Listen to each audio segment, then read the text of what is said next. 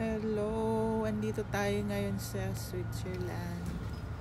Binibidyo natin ngayon na December, taglamig. So, ganyan ang makikita nyo sa mga bundukin. Pero wala kasing snow ngayon. Pagka-snowan, puro puti yan. Pero ngayon, walang snow. Pero malamig siya. Ha? Kaya yung mga dahon, mga iyan, ang dami, nag-yellow na sila. Ang daming dahon na nag-yellow. Buti nga hindi naglagas yung may mga dahon na hindi naglalagas sa dahon ng kahoy na hindi naglalagas sa winter. Pero yung tignan mo yung mga doon, grapes, plantasyon ng grapes, puro yellow na yung nila, dahon nila. Kasi tapos na kasi yung kasi usually sa summer nagbubunga yung mga grapes, mga apple, ganun. Kaya ngayon, puro na sila, yellow. Hintayin ulit nila mag-spring para magbunga ulit sila. Tapos, i-harvest nila sa October, ganun. Kaya, so, nood na lang ha, yun. Ganun na lang. Napakita ko lang sa iyo kaganda, kalinis, kapresko ang hangin dito sa Switzerland. Nakasakay kasi ako kaya mabilis yung video ko. Kasakay ako ng train. O di bali na, basta makita nyo one side lang kasi yung binibidyohan ko kasi hindi naman ako pwedeng palipat-lipat ng upuan. Kaya one-sided lang yung binibidyohan.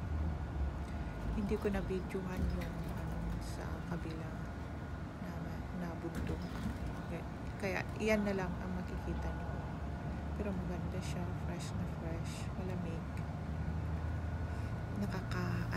Pero nakakamiss pa rin ang Pilipinas kahit papaano, kahit ang gulo-gulo. Oh, used to say I would never fall in love.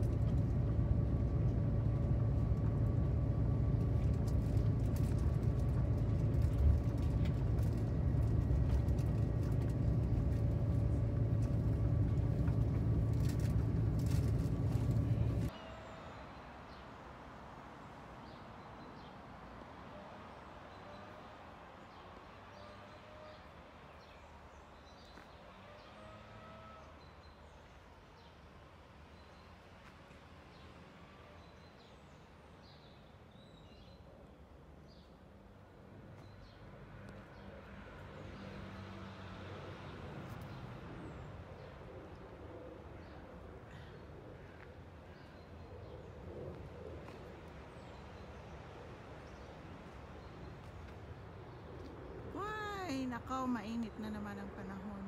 O yun yung mga pagkain ng hayop. Yun. Hinarvest nila yung damo. Woo! Dito tayo sa jungle. Yee! The jungle.